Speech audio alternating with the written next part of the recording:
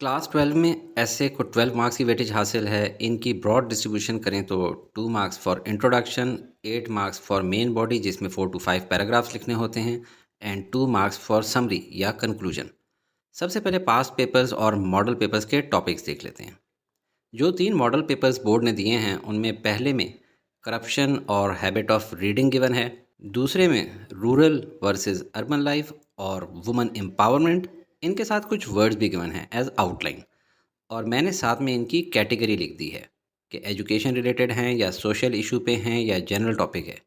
Women empowerment social issue भी है और इसको एजुकेशन से भी रिलेट कर सकते हैं।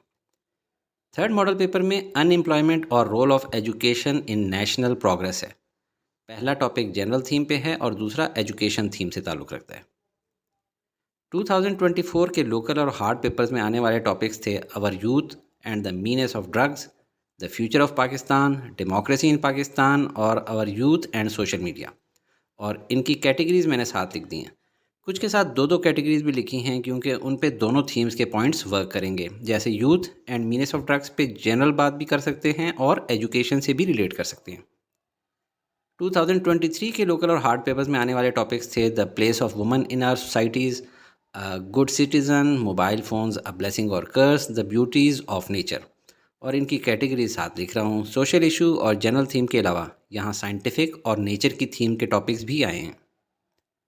2022 के लोकल हार्ड पेपर्स के अंदर आए थे our examination system, atomic and nuclear energy and its uses, our examination system. ये हार्ड वाले पेपर में भी था। और the menace of drugs amongst youth इस साल भी आया था। और इनकी कैटेगरीज भी देख लें। 2020 और 21 के पेपर्स नहीं मिले, वो शायद कोरोना की नज़र हो गए थे। 2019 के लोकल और हार्ड पेपर्स के टॉपिक थे beggars, my dream, role of youth in nation building और गार्डनिंग। और इनकी कैटेगरीज भी साथ लिख रहा हूँ। Role of youth in nation building को जनरल कैटेगरी में भी कर सकते हैं और एजुकेशन कैटेगरी में भी। 2019 के ही सप्ली एग्जाम में आने वाले टॉपिक्स थे सेव वाटर सेव लाइफ और हैप्पीनेस। और इनकी कैटेगरीज थी नेचर और जनरल थीम पे। 2018 के लोकल और हार्ड पेपर्स के टॉपिक थे the menace of drugs amongst youth, आजकल बहुत बढ़ चुका है इस वजह से आया था। The economy of Pakistan, the age of information technology और the youth and our future. और इनकी कैटेगरीज ये हैं। यूथ एंड आवर फ्यूचर को जनरल कैटेगरी में भी ट्रीट कर सकते हैं और एजुकेशन में भी।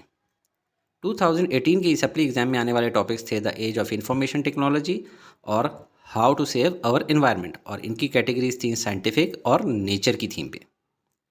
2017 के लोकल और हार्ड के पेपर्स में आए थे our youth and the social media, the CPEC and our future, the future of Pakistan और the career of my choice.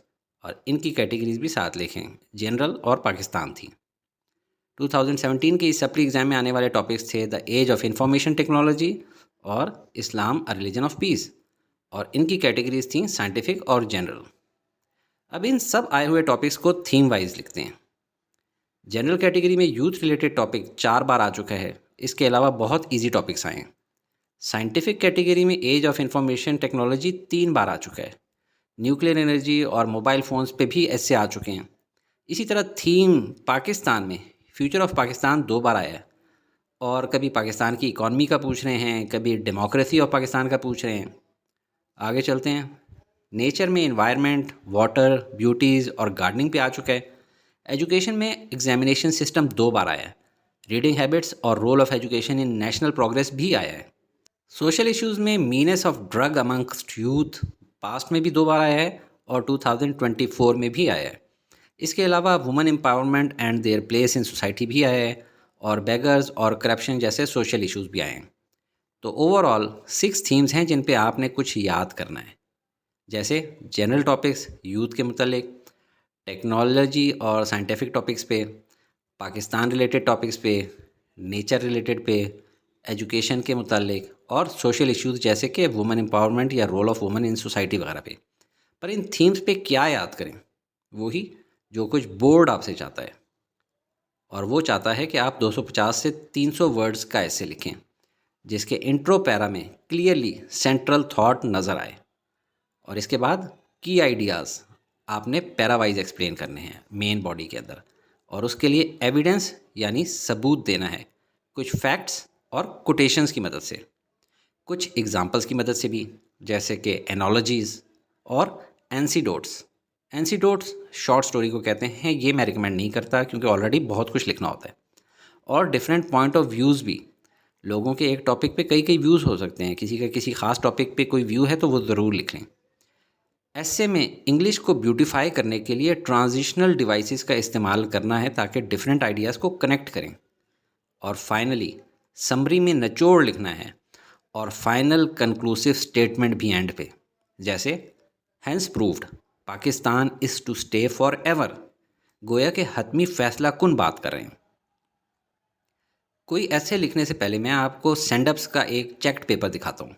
Topic बहुत इजी था, sports and exercises in one's life, यानी एक इंसान की ज़िंदगी में स्पोर्ट्स और एक्सरसाइजेज का क्या रोल होता है।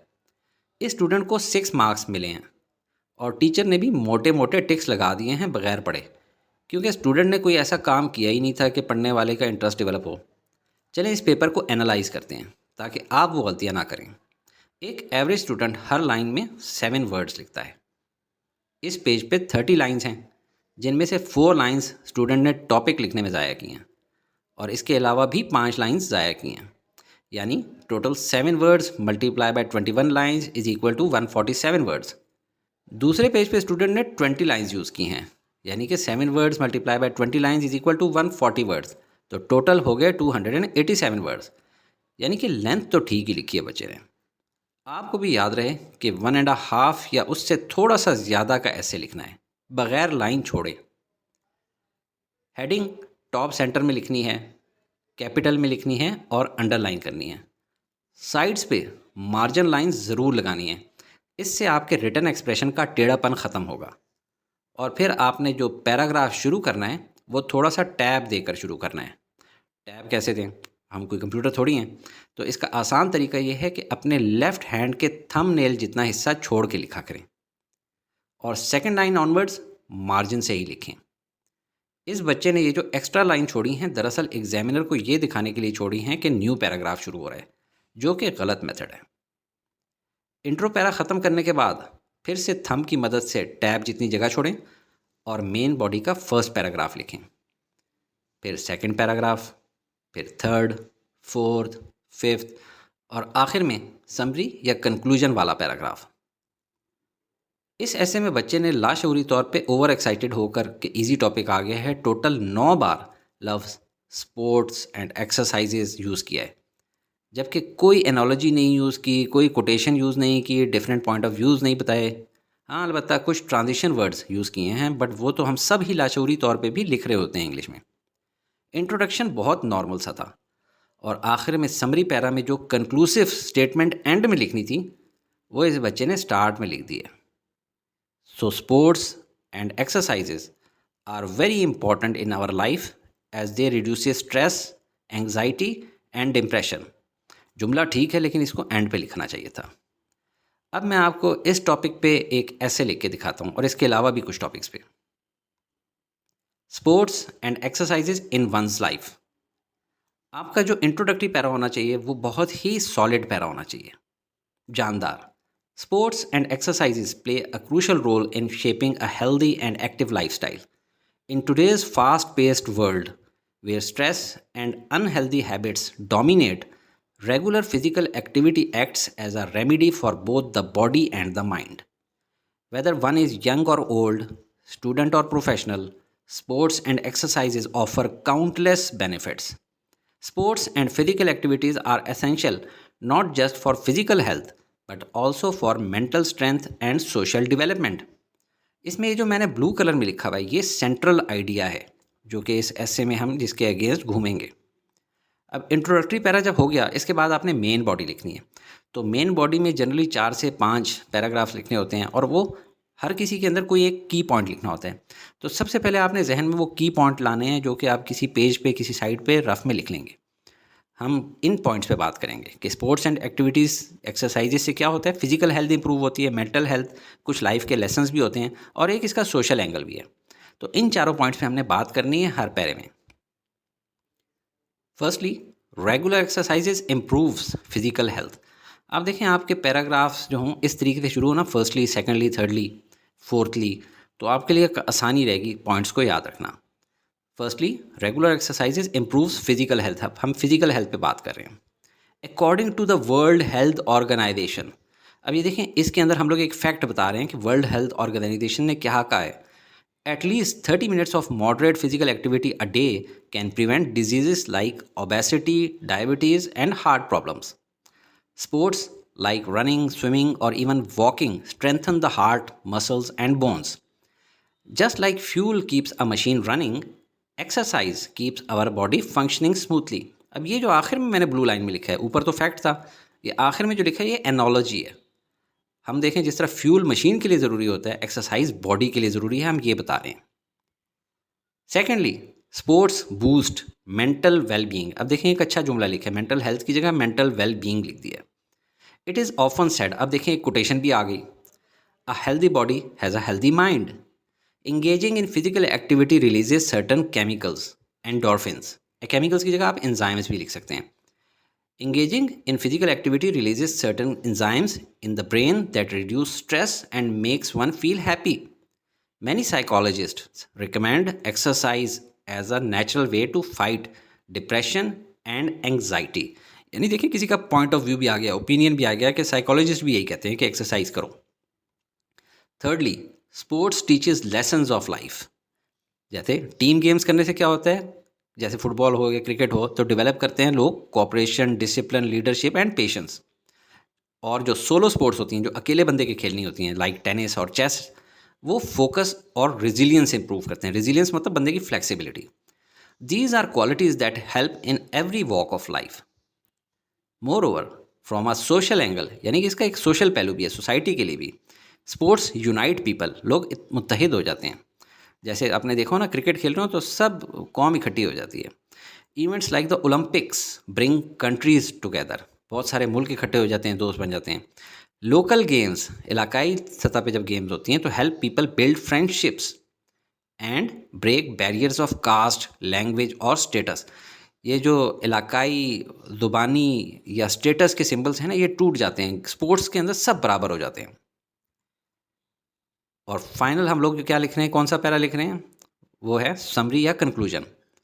On the whole, sports and exercise are more than just physical activities, they are a way to achieve balance in life. Just as education shapes the mind, sports strengthen both body and spirit.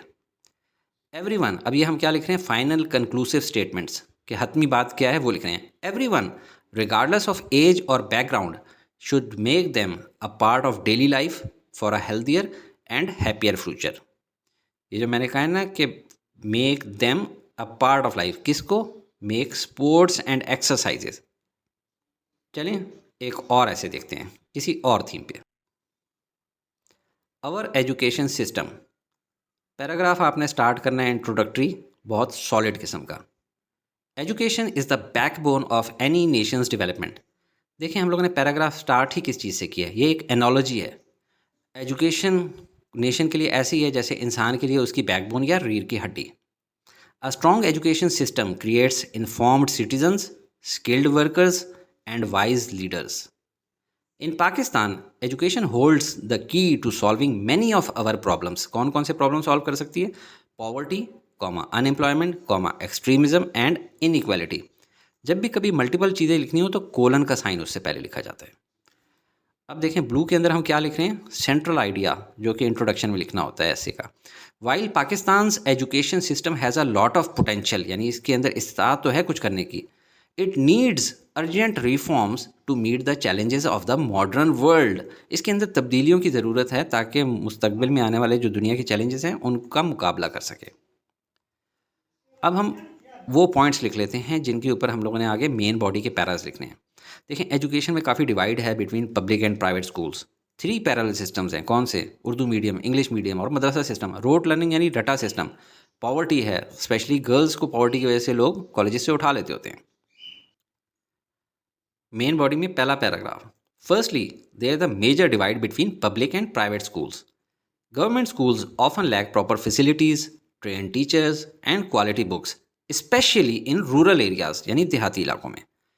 On the other hand, Private schools offer better education but at a cost that many families cannot afford.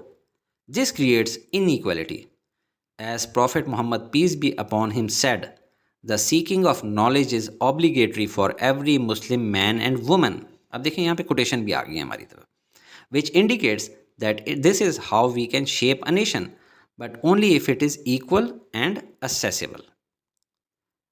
Secondly, there are three parallel systems: Urdu medium, English medium, and madrasas, each producing different kind of students.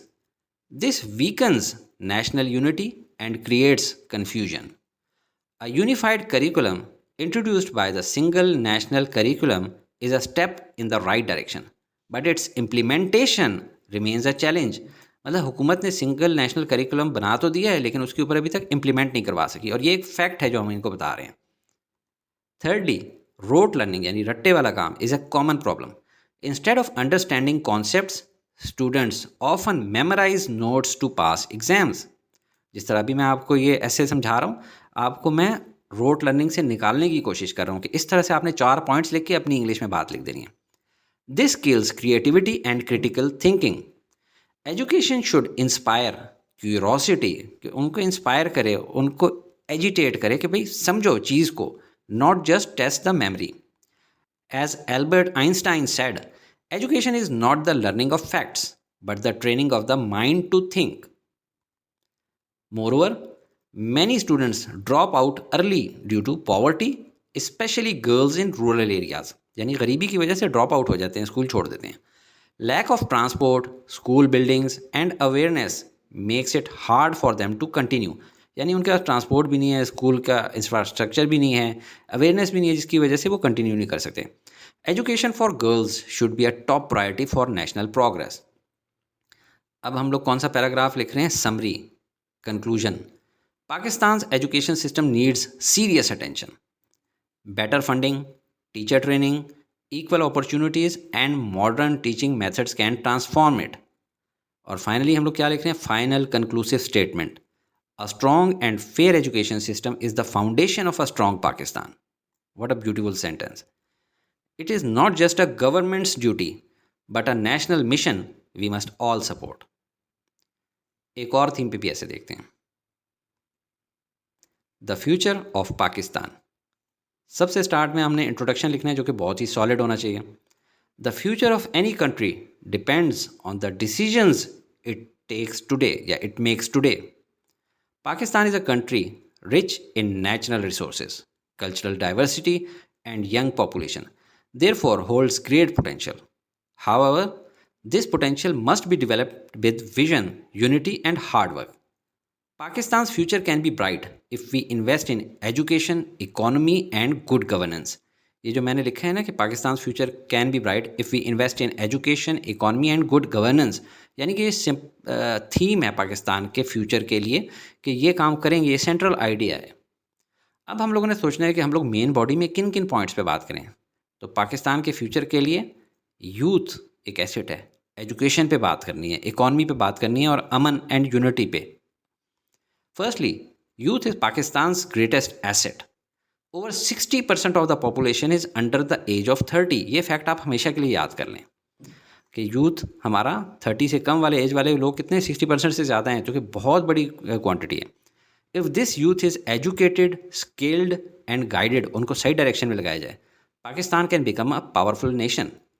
As Quaid-e Azam said, यानी एक quotation भी अब हम लिख रहे हैं, Pakistan is proud of her youth, particularly the students who are nation builders of tomorrow. Secondly, the future of Pakistan is tied to education. A modern and quality education system can lift millions out of poverty and ignorance. Education develops leaders, scientists, entrepreneurs कहते हैं जो इस तरह chief executive officers होते हैं किसी company के, and informed citizens. Without it, no nation can move forward in the 21st century. Thirdly, economic reforms and self-reliance are essential. यानी हम लोग अपनी इकॉनमी में अपना मुल्क सेल्फ रिलाई करें, हर दफ़ा कर्जे ना लें. Pakistan needs to reduce its dependence on loans and imports, के बाहर के मुल्कों से चीज़ें बरामद ना करें, हम लोग खुद चीज़ें बनाएं. Encouraging local businesses, agriculture and industries can strengthen the economy, यानी हम लोग लोकल बिजनेसमैन के लिए आसानियाँ पैदा करें, एग्रीकल्चर वाले बंदे के लिए आसानियाँ पैदा करें, किसान के लिए, इंडस्ट्रियाँ लगाने वालों के लिए, उनके लिए बिजली की कीमतें कम करें. Just like a tree must grow strong roots to stand tall, Pakistan must build a strong economic foundation. ये जो ब्लू वाली लाइन है ये एनोलॉजी है. जिस तरह ट्री उसकी मजबूत जड़ों की वजह से खड़ा रहता है, पाकिस्तान अपनी स्ट्रॉन्ग इकोनॉमिक फाउंडेशन के माली तौर पे मजबूत होगा तो खड़ा रह सकेगा. Moreover, peace and unity are keys to progress.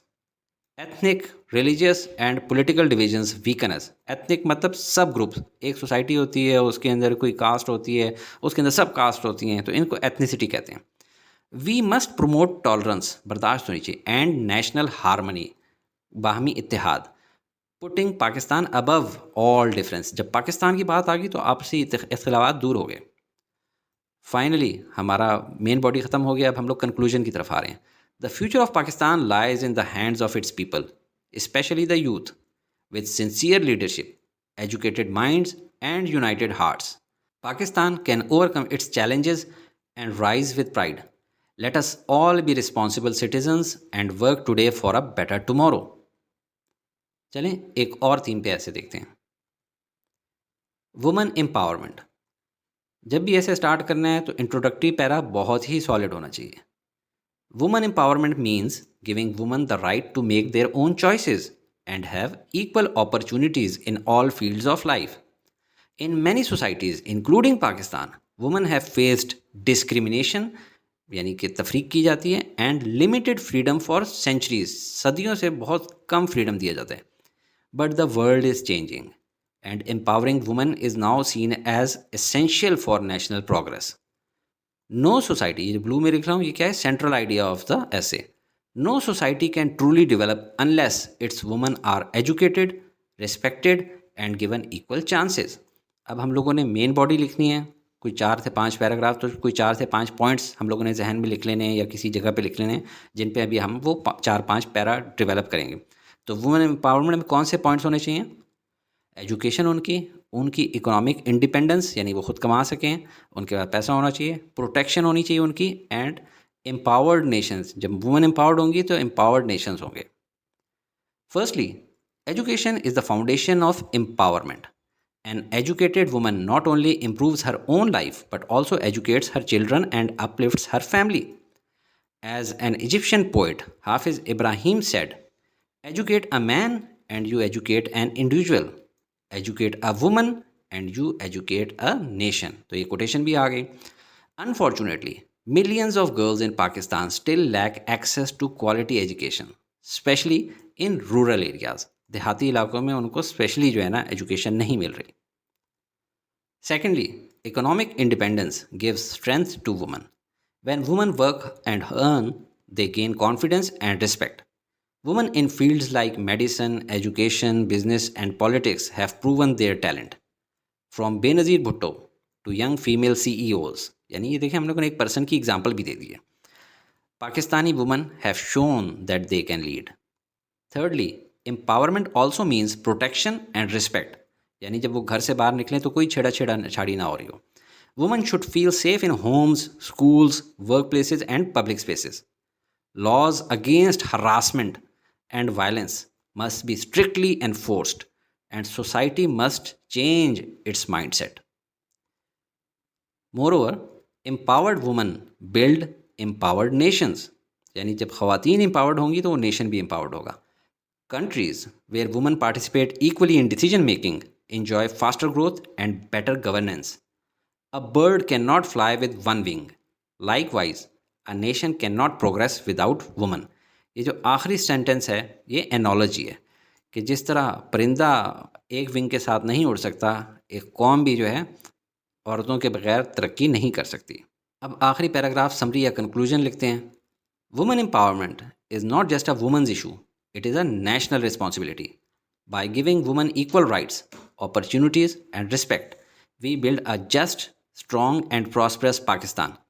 Let us support every girl and woman to rise, speak and shine. ये जो लास्ट में ब्लू लाइन है ये फाइनल कंक्लूसिव स्टेटमेंट है. Use of technology. जब भी कभी कोई ऐसे स्टार्ट करना है तो इंट्रोडक्टरी पैरा बहुत ही ज़बरदस्त होना चाहिए, सॉलिड होना चाहिए। Technology has become a part of our everyday life. From smartphones and the internet to machines and artificial intelligence, we are surrounded by technology. It has changed the way we live, learn, work, and communicate. अब जो blue line में आ रहा है वो central idea of the ऐसे है।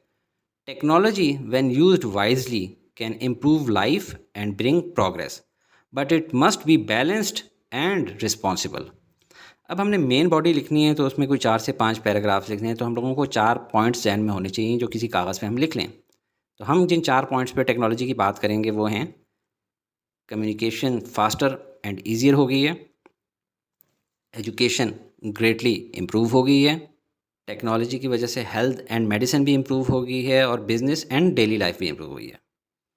Firstly, technology makes communication faster and easier. With just a mobile phone or computer, we can talk to anyone in the world instantly. Apps like WhatsApp, Zoom, and email have replaced long distance letters and travel. Today, families stay connected and businesses grow quickly through smart communication. Secondly, education has greatly improved due to technology. Students can now attend online classes, watch educational videos, and use apps to learn new skills. In Pakistan, online learning became popular during COVID 19. As someone said, अब quotation आ रही है, technology will not replace teachers, but teachers who use technology will replace those who do not. I wish I am one of those. Thirdly, in health and medicine, technology saves lives. Advanced machines help doctors diagnose diseases, and surgeries can be done with more accuracy. Mobile health apps remind people to take medicine and track fitness. देखें, health and medicine में बहुत ज़्यादा improvement हुई है। Doctors जो है internet से सारी मदद ले रहे होते हैं। More over, technology also supports business and daily life. Online shopping, banking and digital payments save time and effort. However, over use, अब देखें हम लोग एक ओपोजिंग आइडिया की भी बात कर रहे हैं कि ये फ़ायदे तो हैं, लेकिन ओवर यूज़ करने से क्या होगा, can cause problems like laziness, addiction, बंदा आदी हो जाता है रील्स देखने का, and cyber crimes. Technology is a powerful tool that brings comfort, speed and solutions, but like a knife, अब ये जो ब्लू में मैं लिख रहा हूँ ये एनोलॉजी है, but like a knife it can be helpful और harmful depending on how we use it. We must use technology with responsibility, not as a master, but as a servant to build a better and smarter future. ये जो last paragraph था ये हमारी summary या conclusion थी, और इसकी last line जो है ये फाइनल कंक्लूसिव स्टेटमेंट थी कि हम कह रहे हैं we must use technology with responsibility, not as a master but as a servant to build a better and smarter future. आपकी स्टार्टिंग पैराग्राफ और एंडिंग पैराग्राफ की एंडिंग लाइन बहुत ज़बरदस्त होनी चाहिए। आवर यूथ, ऐसे का पहला पैराग्राफ इंट्रोडक्शन बहुत ही सॉलिड होना चाहिए। Youth is the most powerful and energetic part of a nation's population. It is a time of dreams, ambitions, and action. In Pakistan, ये जो ब्लू मैप मैं लिख रहा हूँ ये फैक्ट है। In Pakistan, where more than 60% of the population is under 30, youth plays a critical role in shaping the country's future. Our youth has great potential. ये जो अभी ब्लू लाइन में मैं बोल रहा हूँ ये क्या है, central idea of the essay. Our youth has great potential, but it needs direction, education, and opportunity to become a force for national progress. अब हमने मेन बॉडी में 4 से 5 पैराग्राफ लिखने हैं, तो कोई 4 से 5 पॉइंट जो आपके जहन में आते हैं यूथ के मुताबिक वो आप अपने किसी जगह पे लिख लें। हम बात करेंगे बिल्डर्स ऑफ टुमारो हैं ये। एजुकेशन और स्किल डेवलपमेंट दोनों की इनको ज़रूरत है। They should stay away from negative influences, can lead social change, पूरी सोसाइटी को चेंज करके रख सकते हैं। Firstly, youth are the builders of tomorrow. With fresh ideas, passion, and strength, they can bring change in every field: technology, education, arts, and politics. As Quaid-e-Azam said, अब हम quotation लिख रहे हैं, Pakistan is proud of her youth, particularly the students who are nation builders of tomorrow. Secondly, education and skill development are key for empowering youth. An educated youth can think critically, solve problems, and become self-reliant. Technical and digital skills are especially important in today's world, where knowledge is power. अब ये देखें, ये हम लोगों ने analogy कर ली है, knowledge को पावर से तशबीह दे रहे हैं। Thirdly, youth must stay away from negative influences like drugs, extremism and aimlessness, यानी ज़िंदगी में कोई एम ही ना हो, इससे भी बचना है। सोशल मीडिया, पीयर प्रेशर क्या कहते हैं, लोगों को देख देख के, and unemployment often misguide young minds like an untamed river. ये अब एक एनोलॉजी आ गई है, अनटेम्ड रिवर यानी वो रिवर जो कि सुधाई भी ना हो, बेहंगम चली जा रही हो, तो वो तो डिस्ट्रॉय कर सकती है चीज़ें। तो like an untamed river, youth energy must be directed through guidance and values. उनको समझा बुझा के चलाना है यूथ को, to avoid destruction. Moreover, youth can lead social change. From planting trees to raising voices for justice, young people are already making a difference. With the right support, they can lead Pakistan toward a brighter, peaceful, and developed future. अब हम लोग लिख रहे हैं finally conclusion या समरी। The future of any nation lies in its youth. If we educate, guide and empower them, they will become the pride of the country. Final conclusive statement अब लिख रहे हैं जो ब्लू में लिखी हुई है। Let us invest in our youth today because in their hands rests the tomorrow of Pakistan.